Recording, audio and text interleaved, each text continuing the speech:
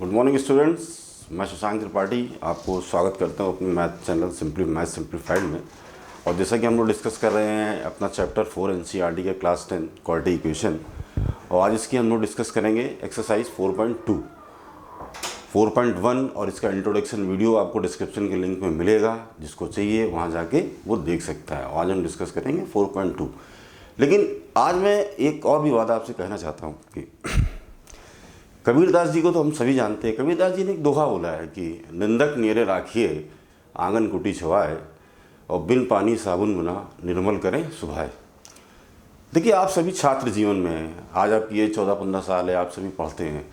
आने वाले 10 साल में आप क्या होंगे, क्या बनेंगे, ये आपकी शैक्षणिक योग्यता के अतिरिक्त बहुत सी चीज़ें निर्भर करती हैं कि आपका जीवन जीने की साइकोलॉजी क्या है, आइडियोलॉजी क्या है, विचारधारा कैसी है।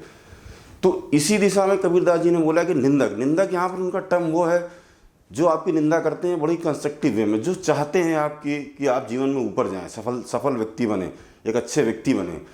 उस तरह के लोग जो आपकी निंदा करते हैं, जैसे आपके माँ बाप। सपोज कीजिए आप पढ़ने की उम्र में सो रहे हैं, सुबह उठ के आपके पिताजी आए, आपने ठोक दिया, उठ भाई पढ़। इस तरह की जो चीज़ें होती हैं, ये क्या होता है कि आपके पिताजी चाहते हैं कि आप जीवन में सफल बने। आपकी माता जी हैं, आप कुछ गलत करते हैं, आपको मारती हैं, पीटती हैं, ठोकती हैं। आपके बड़े भाई, आपके परिवारजन, आपके शिक्षक और जो भी आपके शुभचिंतक हैं, वो चाहते हैं कि आप जीवन में कुछ अच्छा करें, बने। इसलिए वो आपको बार बार टोकते हैं। हर गलत काम आप जब करते हैं, कोई अच्छा काम करने की जगह, तो आपको टोकते हैं। इसीलिए कबीरदास जी ने लिखा है कि निंदक नीरे राखिए। जो इस तरह के निंदक आपके जीवन में हैं, उनको बहुत सम्मानपूर्वक आप उनको अपने जीवन में रखिए, उनका ध्यान रखिए, क्योंकि वही लोग आपको ऊपर लिफ्ट कराएंगे जीवन में। चलिए हम मूव करते हैं अपने चैप्टर्स की तरफ। आज हम डिस्कस करेंगे exercise 4.2 quadratic equation chapter number 4।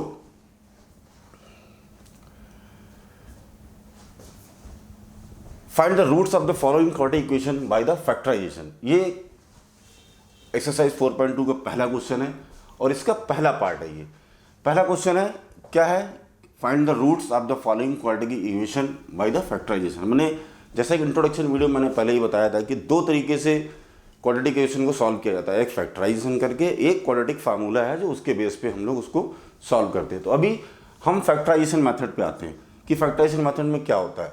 सभी को पता है कि क्वाड्रेटिक इक्वेशन में दो सोल्यूशन होते हैं हमारे, वही जिसको ये रूट्स बोलते हैं। हम लोग रूट्स भी बोलते हैं, कोई सोल्यूशन बोलता है या वैल्यू होता है। अब चलिए मैं इसको सॉल्व करता हूँ। क्वेश्चन है हमारा x² - 3x - 10 = 0। अब हमें इसको फैक्टराइज करके x की वैल्यू को निकालना है, जो कि दो वैल्यू हमारी निकलेंगी।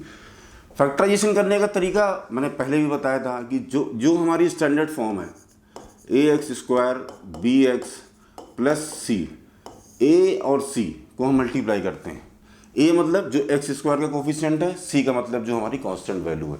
तो यहाँ पर हमारी a क्या है? a हमारा 1 है और c की वैल्यू क्या है? -10 है।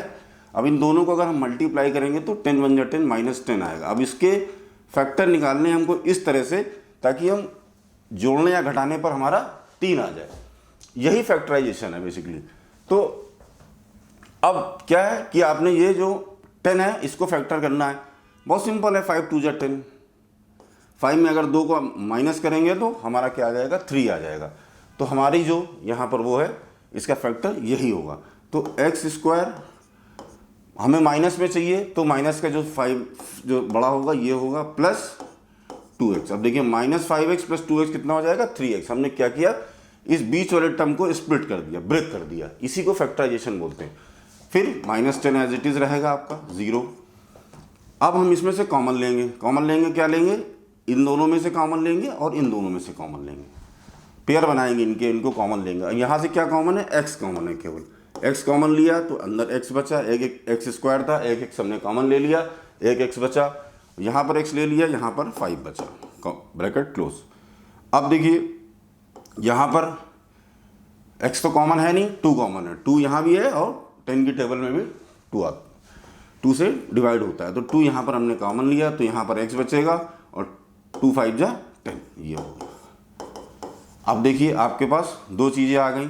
एक हो गया x + 2 और ये हो गया x - 5 = 0।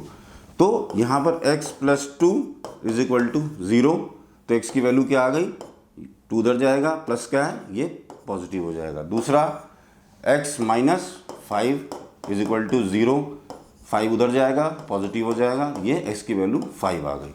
तो आपको दो सोल्यूशन मिल गए यहाँ पर, एक आपका मिल गया 5 और एक मिल गया -2, ये आपके आंसर हो गए।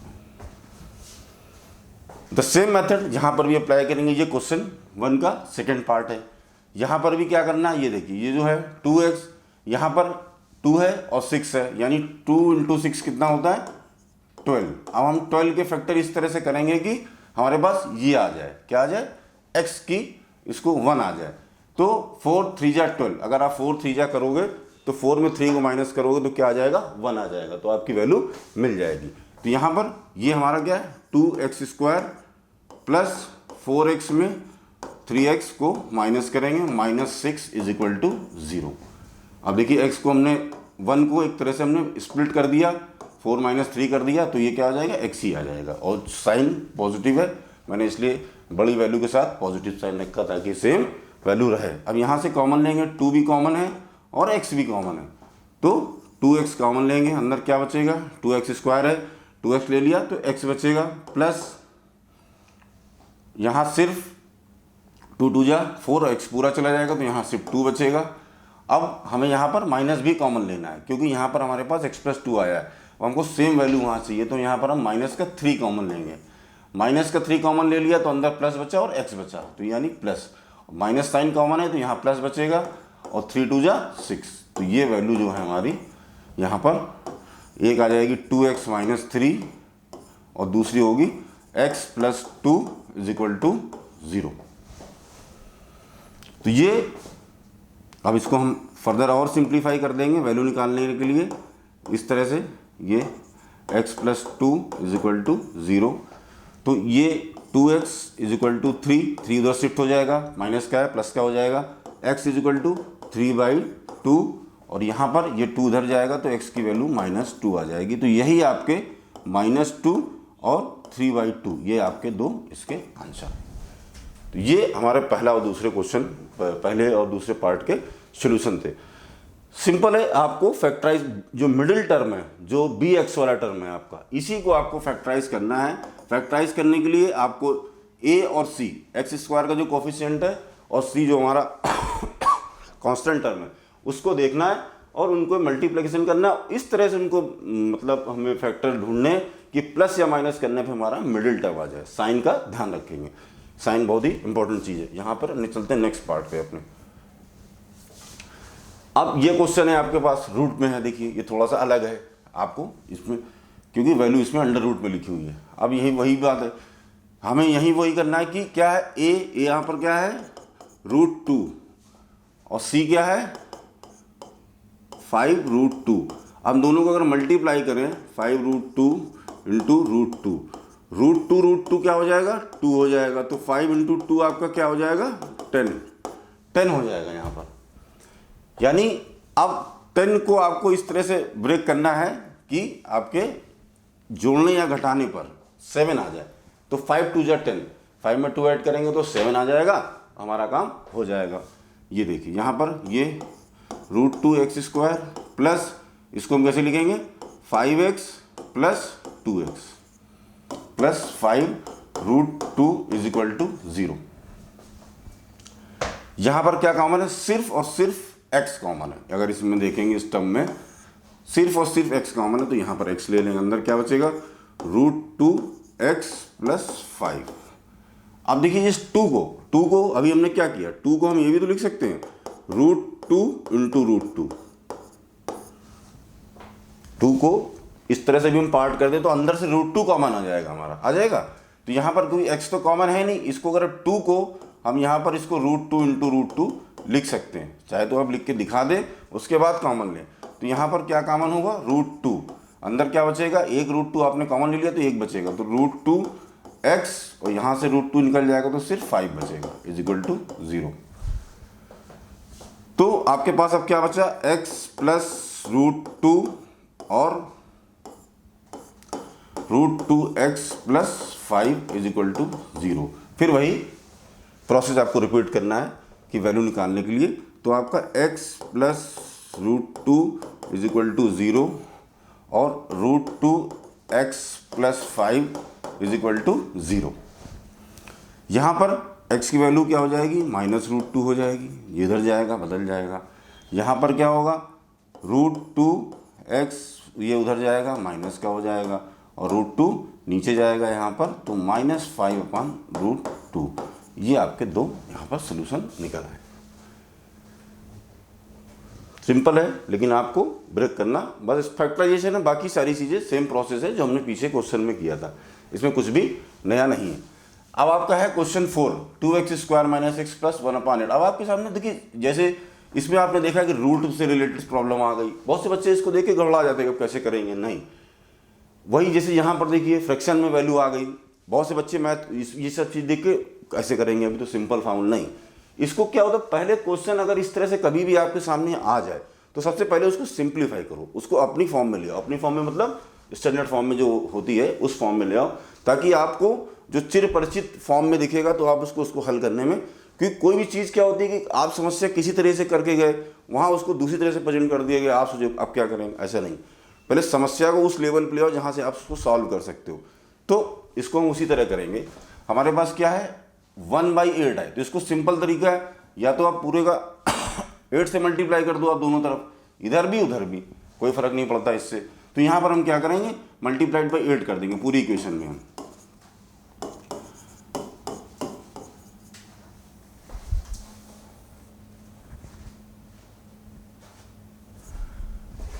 पूरी इक्वेशन में हम मल्टीप्लाइड बाई 8 कर देंगे, ताकि ये हमारी जो क्वेश्चन है, अब 0 में करेंगे तो 0 ही रहेगा, कोई फर्क उससे नहीं पड़ना। इसको करेंगे 8 × 2 = 16x² - 8x, इससे करेंगे तो ये 8 कैंसिल हो जाएगा, प्लस का 1 बचेगा 0। अब बच गया। अब आपके सामने जो आपकी समस्या थी वो हल हो गई। अब क्या है, 16 बन जा, a और c का मल्टीप्लाई करते हैं, क्या होता है 16 बन जा 16। अब 16 को हमें इस तरह से बांटना है, फैक्टर करने हैं 16 के, कि हमको जोड़ने या घटाने पे 8 मिल जाए। तो 16 का 4 × 4 = 16 आ गया, 4 में 4 ऐड करेंगे तो 8 आ जाएगा हमारा। तो यहाँ पर हमारे लिए मामला आसान है। माइनस में ही रखेंगे, साइन का बहुत ध्यान देना है आपको, क्योंकि एक साइन होते ही आपका काम खत्म। इसलिए साइन का अगर माइनस में है तो माइनस में देना है, यानी कि ये आप इसको ध्यान रखने की, जो रिजल्ट है, जो आप मिडिल टर्म जो स्प्लिट कर रहे हैं वो एज इट इज़ रहेगा, जोड़ने या घटाने पर जैसा वो लिखा है उसका रिजल्ट वही आना चाहिए, या इधर आप उसको ऐड करते हैं या सब्ट्रैक्ट करते हैं, जो भी करते हैं। अब यहाँ पर क्या है, यहाँ पर इन दोनों में से फिर से हम कॉमन लेंगे। यहाँ क्या कॉमन है, 4x कॉमन है हमारा, 4x लेंगे तो यहाँ पर क्या 4 × 4 = 16 और x कॉमन, तो 4x बचेगा। यहाँ हमारे पास सिर्फ 1 बचेगा, क्योंकि पूरा 4x हमने कॉमन ले लिया। यहाँ पर ये माइनस है, माइनस साइन भी हम कॉमन लेंगे, और यहाँ पर 1 कॉमन है, क्योंकि इन दोनों में कुछ भी कॉमन नहीं है, तो वहाँ पर हम 1 लेंगे। यहाँ माइनस साइन हमने कॉमन ले लिया तो माइनस से ये पॉजिटिव हो गया, यहाँ प्लस था हमने माइनस लिया तो यहाँ पर ये माइनस हो गया। तो अब आपके सामने 4x - 1 एंड 4x - 1 ये आपके सामने वैल्यू आ गई है। तो अब आप इसको सॉल्व करोगे, -1 0, तो इसको फर्दर सॉल्व करेंगे, 1 उधर जाएगा, 4x = 1, तो x = 1/4, और सेम इसी के लिए आएगी। तो इसकी जो दोनों वैल्यू होंगी वो क्या होंगी, 1/4 और 1/4, इसके जो दोनों सोल्यूशन होंगे वो एक होंगे सोल्यूशन। तो ये क्वेश्चन हमारा फर्स्ट जो यहाँ से ये 4th पार्ट तक हो गया। अब हम चलते हैं अगले पार्ट पर। ये सेम क्वेश्चन वही है, इसमें क्या है कि आपको इसको भी फैक्टर करने हैं, वही a और c का मल्टीप्लाई करना है आपको। ये 100 है तो 100 के इस तरह से हमें इसके फैक्टर करने हैं कि 20 आ जाए। तो क्या करेंगे, 10 × 10 = 100। देखिए बहुत सी चीज़ें मैंने आपसे बोला, टेबल, एडिशन, सब्ट्रैक्शन, इनको बहुत फास्ट रखना पड़ेगा आपको, अगर मैथ में आपको अच्छे नंबर लाने हैं और जल्दी करना है, क्विक करना है। एडिशन और टेबल क्वेश्चन देखते ही आपके दिमाग में होने चाहिए, ये नहीं कि आपको पहले रफ करना पड़ेगा, अगर वैल्यू बहुत बड़ी है तो रफ करना पड़ेगा, लेकिन वैल्यू अगर 100, 100, 500 है तब आपको माइंड में कैलकुलेशन होनी चाहिए कि आपको देखते ही पता चलेगा हमें यही फैक्टर करने हैं। इतना सोचने का नहीं कि आप 100 को लिखोगे, फिर 2 से डिवाइड करोगे, फिर 5 से डिवाइड करोगे, तो फिर करते रह जाओगे आप।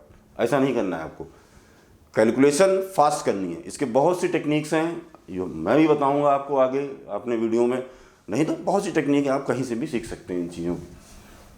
तो इसके फैक्टर क्या होंगे, 10 × 10 = 100, 10 में 10 ऐड करेंगे तो हमारा काम हो जाएगा। यहाँ पर x square minus 10x minus 10x, क्योंकि हमें माइनस का 20 चाहिए था, इसलिए हमने ऐसा यहाँ पर किया।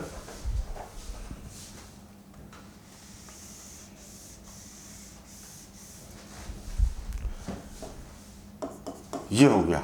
अब यहाँ से 10x कॉमन है हमारा, 10 10 जा 100 और x में से x तो यहाँ बचेगा 10x, ये पूरे का पूरा चला गया, यहाँ 1 बचेगा। यहाँ पर फिर यहाँ कुछ कॉमन नहीं है, माइनस का 1 का माइनस कॉमन लिया और 1 कॉमन लिया। माइनस कॉमन लेते हैं, अंदर सिर्फ 10x बचा है क्योंकि माइनस तो हमने कॉमन ले लिया। यहाँ पर प्लस था, माइनस कॉमन लिया तो माइनस आ जाएगा और 1 बचेगा। तो ये जो है हमारी यहाँ पर ये इसकी वैल्यू आ गई 10x minus 1 and 10x minus 1 is equal to 0। 10x minus 1 is equal to 0। Same value यहाँ भी आएगी, इसको करने की ज़रूरत नहीं है, एक को ही करेंगे। 10x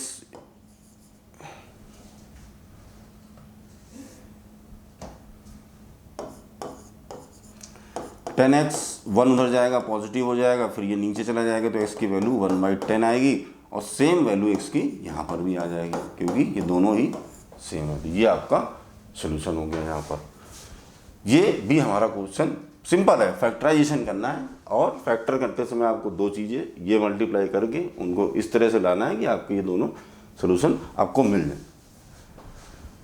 अब क्वेश्चन नंबर 2 चैप्टर 4 एक्सरसाइज 4.2 का, solve the problem given in example 1। अगर आप बुक देखोगे एनसीईआरटी की, उन्होंने एग्जाम्पल 1 में 2 इक्वेशन दे रखी हैं। अब उन्होंने बोला है कि आपको इनको सॉल्व करना है। उन्होंने यही एक क्वेश्चन दिया है, अगर आप एक्सेस बुक रेफर करोगे अपनी तो आपको पता चल जाएगा। इक्वेशन क्या है, x square minus 45x plus 324, इसको हमें सॉल्व करना है एज इट इज, जैसे हमने पहले क्वेश्चन 1 में सॉल्व किया बाय द फैक्टराइजेशन मेथड से। कोई भी नई बात नहीं है, इसका भी वही सेम हल है कि 324। अब ये वैल्यू बड़ी है, ये वैल्यू बड़ी है तो आपको यहाँ पर करना ही पड़ेगा मल्टीप्लिकेशन, जो एलसीएम प्रोसेस आपको यहाँ पर लेना पड़ेगा कि 324 के हम, क्योंकि 324 इंटू 1, क्योंकि यहाँ पर 324 है और वहाँ पर एक जो एक्स स्क्वायर कोफिशिएंट 1 है तो यही आएगा। हमें इसके फैक्टर करने हैं तो यहाँ से हम करेंगे 2 1 जा 2, 2 6 जा 2, 2 2 जा 4, फिर 2 से 2 8 जा 2 1 जा। अब ये 2 से नहीं जाएगा, अब हम 3 से करेंगे, 3 2 जा 6, 3 7 जा, फिर 3 9 जा, फिर 3 1 खत्म। अब हमें क्या लाना है, 45 लाना है। तो कैसे लाएंगे, 45 इस तरह से लाएंगे कि दोनों फैक्टर भी हमारे कॉमन है। तो 3 3 जा, ये देखिए। अब आप देखिए 45, अब देखिए यहाँ पर भी थोड़ा सा कैच है। कैच क्या है, अब 45 किस तरह की टेबल में आता है, आप पढ़ते हैं 45 कब आता है, एक 5 की टेबल में आता है और 9 की टेबल में भी आता है 5 5 9 जा 45, 9 5 जा 45 आता है। तो 9 के टेबल में क्या आता है, 9 4 जा कितना होता है 36। अब देखिए यहाँ पर देखिए 36 और 45 के बीच में क्या गैप है, अब देखिए यहीं से आपको फैक्टर मिल जाएगा कि 3 यहाँ पर 3 3 जा 9, 18 2 जा 36 और 3 3 जा 9। अगर आप 36 में 9 माइनस कर दें या ऐड कर दें तो क्या आ जाएगा आपका, यहाँ पर देखिए 36 कैसे बनेगा, 3 3 जा 9, 9 2 जा 18 और 18 3 जा 2 जा 36 और यहाँ पर 3 3 जा 9, ये इसके फैक्टर बनेंगे यहाँ पर। तो 36 में अगर हम इसको, ये रफ वर्क था इसलिए मैंने इसको यहाँ से हटा दिया। अब x square minus 36x minus 9x plus 324। बाकी तो आप वही पुराना काम है जो अभी आप करते आ रहे हैं, x यहाँ से कॉमन लेंगे और तो ये यहाँ पर x कॉमन लेंगे तो अंदर x बचेगा, माइनस का 36 होगा और यहाँ पर माइनस का 9 कॉमन लेंगे तो यहाँ x बचेगा, प्लस माइनस था तो माइनस हो जाएगा और 9 से इसको डिवाइड करेंगे हम, 9 3 जा 27 और 27 में और 5 9 6 जा 54, ये हमारा 36 आ जाएगा इज इक्वल टू 0। तो x माइनस 9 और x minus 36 is equal to 0। तो ये हो गए हमारे x इज इक्वल टू 9 और x इज इक्वल टू 36। ये आपके सोल्यूशन होगा। यही सॉल्व करना था उसमें। इसी तरह इस क्वेश्चन का एक और भी है, ये मैं आपके लिए छोड़ता हूँ कि ये मैं आपके लिए देता हूँ होमवर्क है कि इसको करिएगा। सेम प्रॉब्लम है, इसके पहले एलसीएम लेके इससे फैक्टर निकालना है, फिर आपको इसको सॉल्व करना है। अब हम चलते हैं अपने अगले क्वेश्चन की तरफ। ये देखिए, अब ये क्वेश्चन नंबर 3 है।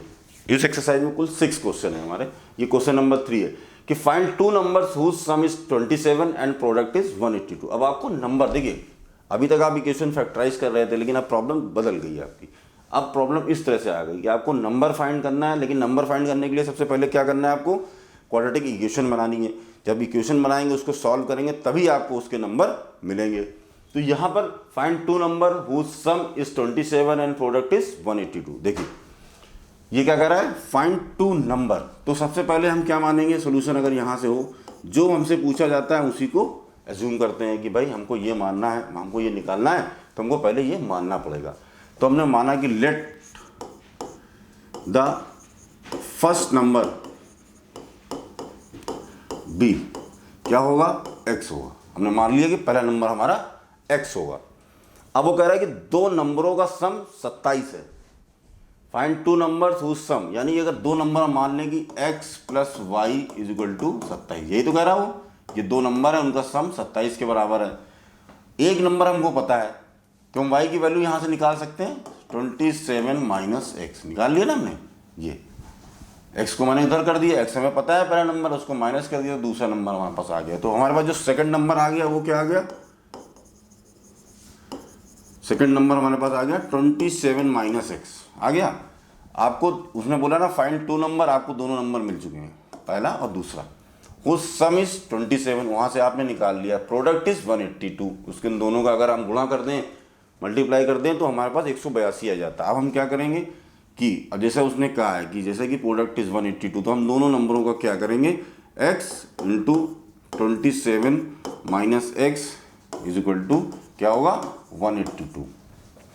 दोनों नंबरों का प्रोडक्ट क्या होगा, 182 होगा। यही तो बोल रहा है। फिर हमने इसको आगे मल्टीप्लाई करना है, सिंप्लीफाई। ये अंदर जाएगा 27x माइनस का एक्स स्क्वायर, ये हो जाएगा, और ये 182। हम सबको एक उस तरफ ले जाएंगे। एक्स स्क्वायर उधर पॉजिटिव प्लस निगेटिव है, उधर जाके पॉजिटिव का हो जाएगा। तो एक्स स्क्वायर ये प्लस का था, उधर जाएगा तो निगेटिव का हो जाएगा 27x। ये तो ऑलरेडी हमारा प्लस का ही था। अब आपके सामने इक्वेशन आ गई। सबसे पहला टारगेट हमारा क्या था, यही था। नंबर क्या, इक्वेशन होगी तो हम उसको सॉल्व करेंगे। हर क्वाड्रेटिक इक्वेशन के 2 सोल्यूशन होते हैं। ये वही 2 नंबर की बात बोल रहा है कि अब हमें यहाँ पर निकालना है। अब आपके सामने वही सेम प्रोसीजर है कि अब आप इसको हल करके इसके नंबर को निकाल सकते हैं। देखिए 182 को हम इस तरह से ब्रेक करें कि हमारे पास 27 का वो आ जाए। कैसे करेंगे फिर आप बताइए। अब सोचिए वही वाले सेम टेक्निक है जो अभी तक हम करते चले आ रहे हैं यहाँ पर, कि उसके बाद इसमें ऐसा कुछ है नहीं कि हम इसमें कुछ नया करने वाले हैं। वही है जो हम इसमें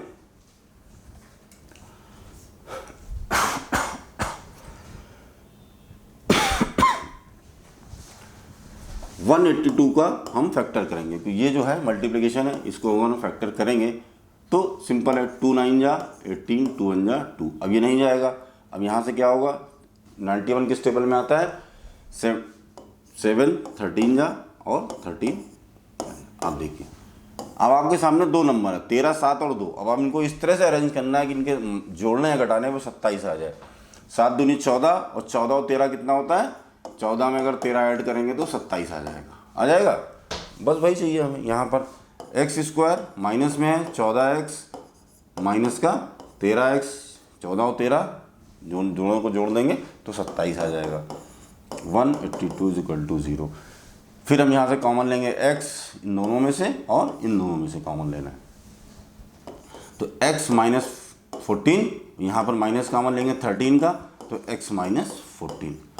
13 यहाँ आ जाएगा, साइन बदल जाएगा, x रहेगा, यहाँ प्लस है माइनस हो जाएगा, 13 को इससे डिवाइड करेंगे तो 14 आ जाएगा। तो आपके सामने इसके 2 सोल्यूशन आ गए, x माइनस 13 और x minus 14 is equal to 0। अब हम इसको यहाँ पर सॉल्व भी कर सकते हैं। ये और x माइनस 14 इजिकल टू 0।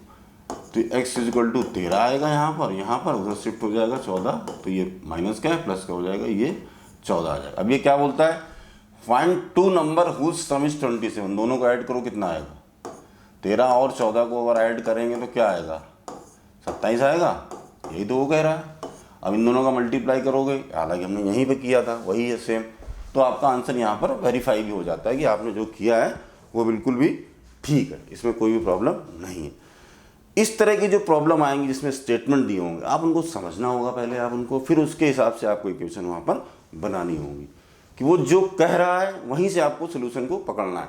जो बोलेगा find two number whose sum, देखिए मैंने वहीं से इसको इक्वेशन को बनाया ना, ये जो चीज़ है वहीं से बनाई। जहाँ उसने कहा था कि सम है, मैंने उसको ट्रांसफर करके यहाँ से दूसरा नंबर ले लिया। फिर उसने बोला प्रोडक्ट है इनका इतना है, मैंने दोनों को मल्टीप्लाई कर दिया, इक्वेशन बन गई। तो ये चीज़ें आपको थोड़ा सा समझनी होंगी। अब चलते हैं हमने नेक्स्ट क्वेश्चन पे, क्वेश्चन नंबर 4 पे। Find two consecutive positive integer sum of whose square is 365। अब देखिए यहाँ पर फिर एक बात आ गई है, कंसेक्यूटिव का मतलब आता ही है लगातार, जैसे 6 के बाद 7, 15 के बाद 16, इस तरह से कंसेक्यूटिव का मतलब ये होता है continue. Find two consecutive positive integer sum of whose square is आपका 365।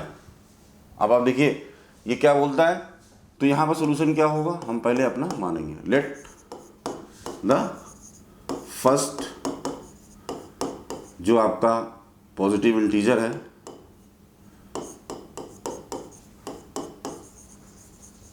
इज x, दूसरा क्या होगा बताइए आप, दूसरा फिर वही कंसेक्यूटिव है तो दूसरा क्या होगा, जो सेकंड होगा हमारा वो x प्लस 1 का 1 होगा। अगर हमारा एक 6 है तो दूसरा क्या होगा 7 होगा, या 15 है तो 16 होगा। मतलब उसमें सिर्फ 1 ऐड करना है। कंसेक्यूटिव का मतलब, कंटिन्यूटी का मतलब क्या है कि आप उसमें 1 ऐड कर दीजिए, वो अपने आप चला आएगा। उसके बाद क्या बोलता है, sum of whose square is 365 as per statement, जैसा भी स्टेटमेंट दिया है। तो पहला हमारा क्या था, x का स्क्वायर करेंगे, दूसरा क्या था x प्लस 1 का स्क्वायर करेंगे, तो कितना आएगा 365। बहुत बड़ा लिख दिया मैंने, थोड़ा छोटा कर देता हूँ।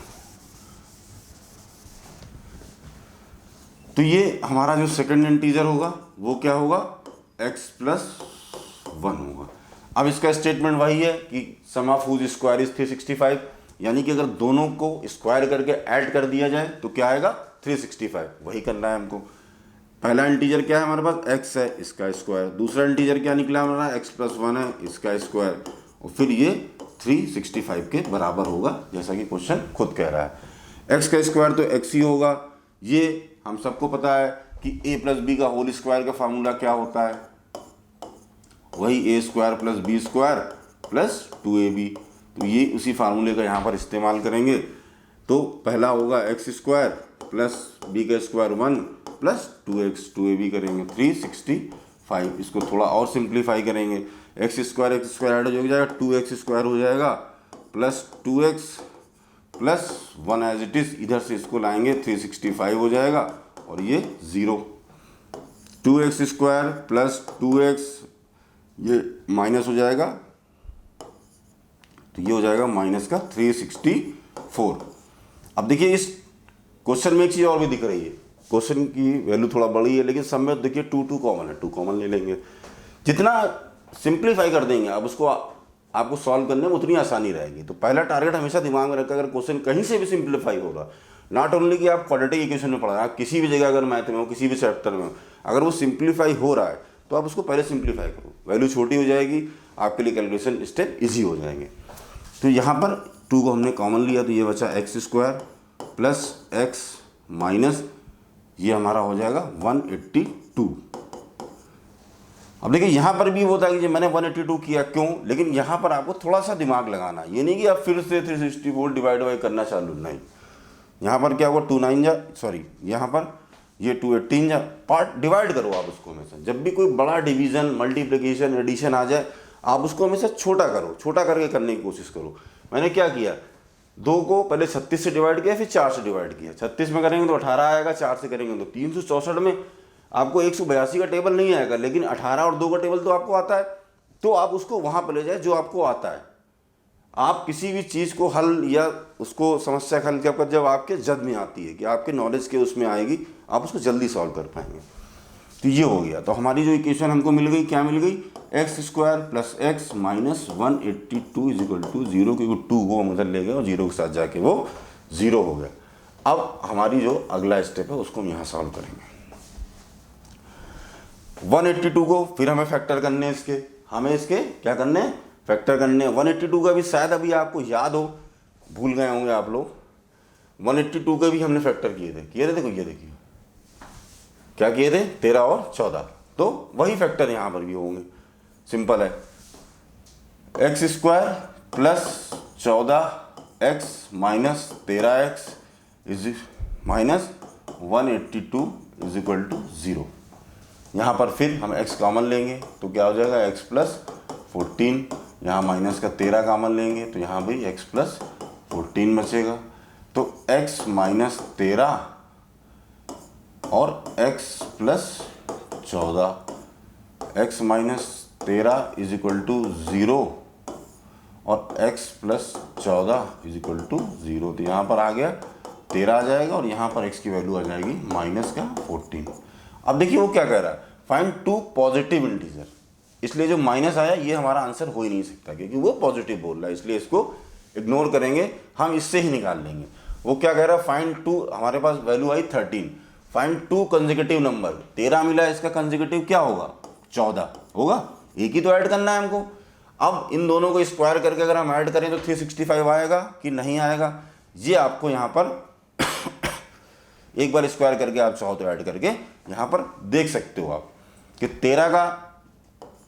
13 का स्क्वायर करो आप और 14 का स्क्वायर करो, दोनों को अगर आप स्क्वायर करके देखोगे तो क्या इसका कितनी आती है 169, और इसका क्या होगा, इसको हम लोग स्क्वायर करेंगे तो ये आएगा हमारे ख्याल से 186 के आसपास आएगा। अब इसको आप यहाँ पर ऐड करिए, 9 6 15, 8 6 14, सॉरी और 1 16 और ये 2 1 3, ये आपका आ गया 186 नहीं सॉरी 14 इंटू 14, 14 चौकों 56, 5 और 14 19, 196 होगा, सॉरी यहाँ पर ये 196 है, तो इसका एडिशन आपका, यानी कि हमारा आंसर जो है बिल्कुल सही है, ये 365 में आ गया हमारा यहाँ पर। ये क्वेश्चन भी हमारा सॉल्व हो गया। इस तरह के क्वेश्चन को जब भी निकल आंसर आएगा आप उसको चेक कर सकते हो कि सही है, जैसे मैंने यहाँ पर चेक करके, ये आपके उसके लिए है, वेरिफिकेशन के लिए, इसको आपको कहीं पेपर में या सॉल्व करके दिखाना नहीं है, ये आपके रफ वर्क के लिए है कि आपने जो आंसर निकाला वो बिल्कुल सही है कि नहीं है, इसको कहीं पर आपको एग्जाम में शो नहीं करना है। अब हम चलते हैं अपना क्वेश्चन नंबर 5 पे आते हैं। क्वेश्चन नंबर जो 5 है ये थोड़ा सा अलग है। The altitude of the right angle is 7 centimetre less than it's base if the hypotenuse is 13 centimetre, find the other 2 side. Right angle हम सभी जानते हैं, ये होता है हमारा राइट एंगल, ये जो होते हैं हमारे राइट एंगल पूरा, ये हमारा हाइपोटेनस है, ये बेस है, ये अल्टीट्यूड है, ये हम सब जानते हैं, ठीक है। तो इसको मैंने आपके लिए एग्जाम्पल के लिए बताया ताकि आप पहले इसकी रूपरेखा को समझ जाएं। अब वो क्या कहता है कि the altitude of a right angle is 7 centimetre less than it's base. तो सॉल्यूशन, ठीक है, बेस सबसे पहले क्या होगा, बेस, तो बेस हमें मानना पड़ेगा क्योंकि वो कह रहे हैं ना बेस से 7 सेंटीमीटर इसका एल्टीट्यूड कम है, यही कह रहा है वो, तो हमें इसका जो बेस है वो हमको मानना पड़ेगा। हम मान लेते हैं बेस कितना है, x सेंटीमीटर मान लिया हमने, ठीक है। एक चीज़ तो हमें माननी पड़ेगी तभी हमें दूसरी निकालनी पड़ेगी। उसके बाद ये क्या बोलते हैं कि इसका जो अल्टीट्यूड है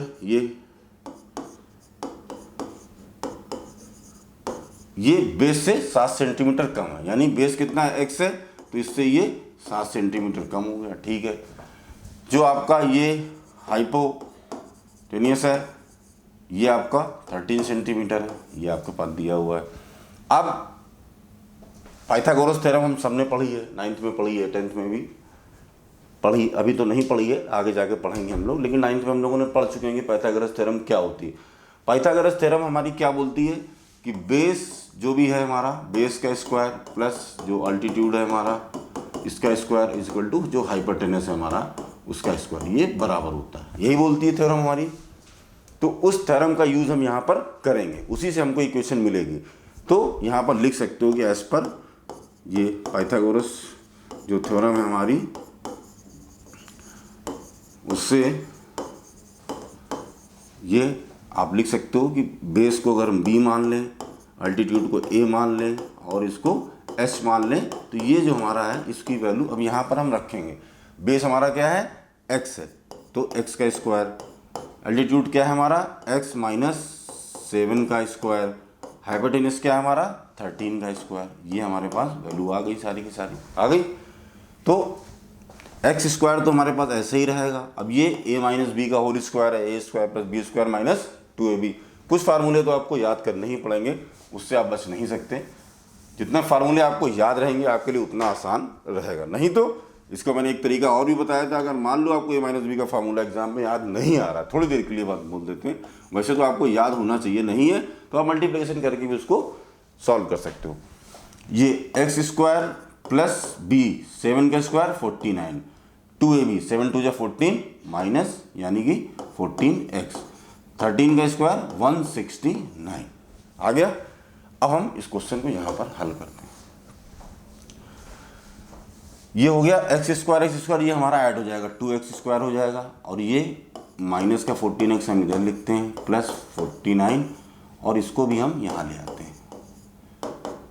169 को हमने यहाँ पर शिफ्ट कर लिया, तो हमारे पास क्या आ गया 2x स्क्वायर माइनस 14x, और ये माइनस करेंगे तो कितना आ जाएगा, माइनस का 120 आ जाएगा।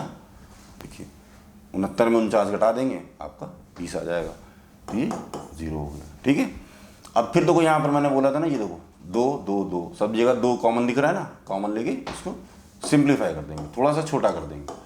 7x minus 60 is equal to 0।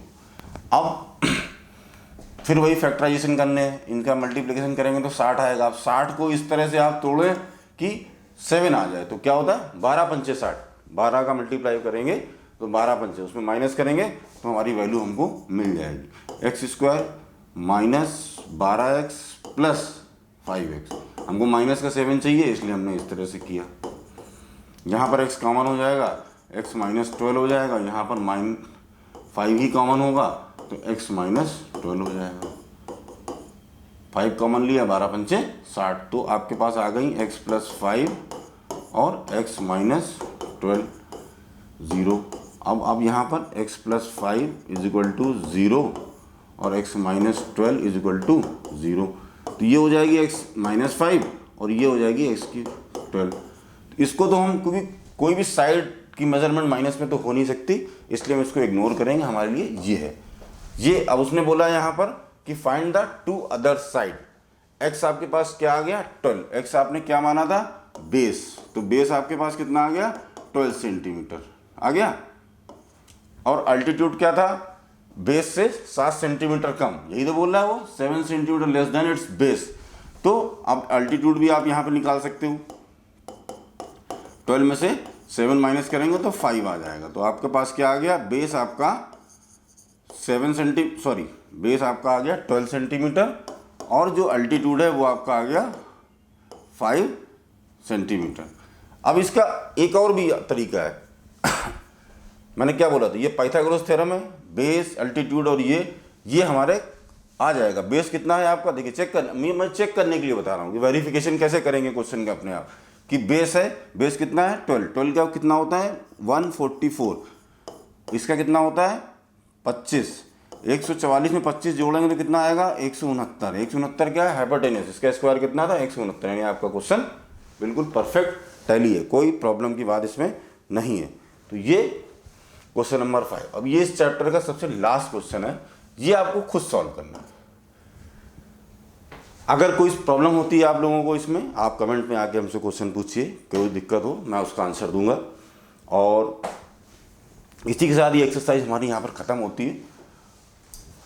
उम्मीद करता हूँ कि जैसे मैंने आपको बताया सारी चीज़ आपको समझ में आई होंगी, आपको वो समझ में आई है, इसको शेयर कीजिए, अपने रूममेट क्लासमेट्स को भी शेयर कीजिए इसको, और चैनल को प्लीज़ सब्सक्राइब और लाइक कीजिए, ऐसे ही वीडियो आपको और ऐसे थाटफुल प्रोसेस जो हैं, थॉट्स हैं, वो मैं आपके साथ शेयर करता रहूँगा।